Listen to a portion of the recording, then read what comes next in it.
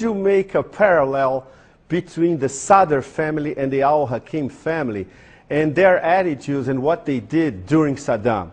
I mean, the split really was that the al-Sadr family stayed on in Iraq, and their accusation against the al-Hakim was that they went to Iran. They were puppets of the Iranians, that the al-Hakim's political party, the Islamic Supreme Council of Iraq, was set up on Iranian initiative in 1982. This was during the Iran-Iraq War, because the Iranians thought if they defeated Saddam on the battlefield, they'd need an Iraqi government to install. So the al-Hakim were very dependent on the Iranians, and probably still are. Nobody quite knows what their relationship is. Okay, this leads us to the relationship between the Sadrists and Iran. The spin is that al-Sadr is basically a surrogate of Iranian interests. How do you deconstruct this? The Sadrist family was anti-Iranian, were Iraqi nationalists. And the most important political fact about Muqtada is that he's been anti-occupation from the beginning. The Sadrists don't personally have very good relations with the Iranians, and vice versa. The idea that they're pawns of the Iranians, I think, is not only incorrect, but I think is a really poisonous idea.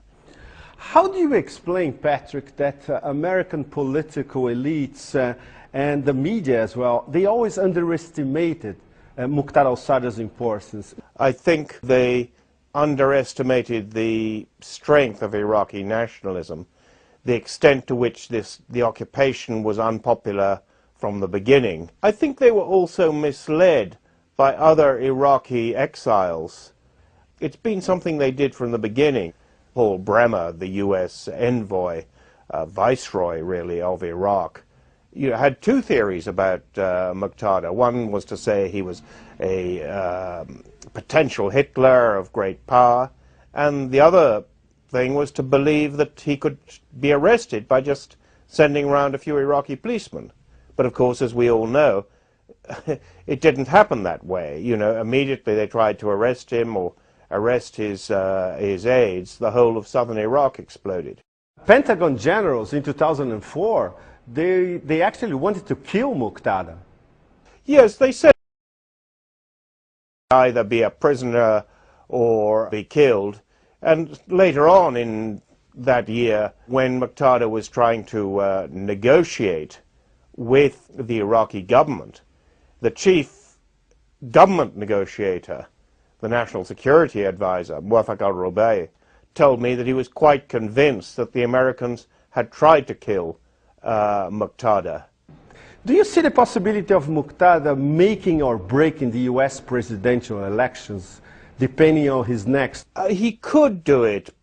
After all, McCain relaunched his political career when he went to Baghdad and endorsed the so-called surge. He went to a market, Sharjah market, in the center of Baghdad, and said that the American people were not learning the truth about Iraq, that things were getting better.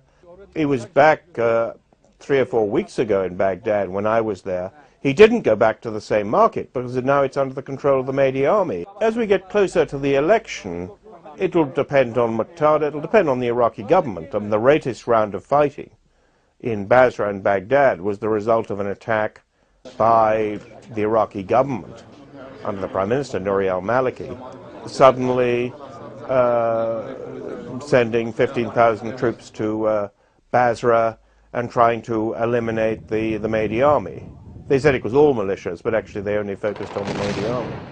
If they do that again, there's going to be a lot of fighting. This will not look good in the US. How would you place Muqtada as a crucial political figure in the Middle East, in the big picture, in the next few years? And suppose we have a Democratic president in the US.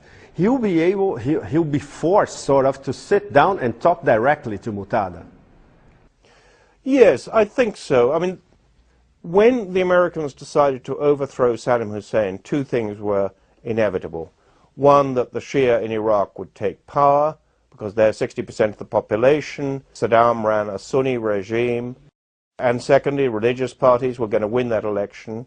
And Iran would become more influential in Iraq, because Saddam was their big enemy and they're also Shia. But there are limits to what the Iranians can do in Iraq. So ultimately, I think this war is going to end when the Americans talk to those who have real power, which is Muqtada and the Iranians. I'm sure they will at some stage, but we might have an awful lot of people killed between now and then. Patrick, based on your 5 years of experience, and everything that you lived through during Saddam's era in Iraq, do you realistically see the Americans leaving Iraq for good? I think ultimately they will. My only doubt, and this is what worries a lot of Iraqis, is that there is a growing sort of unspoken condominium, sort of sharing of power between the Americans and the Iranians in Iraq. It sounds strange because they attack each other in public.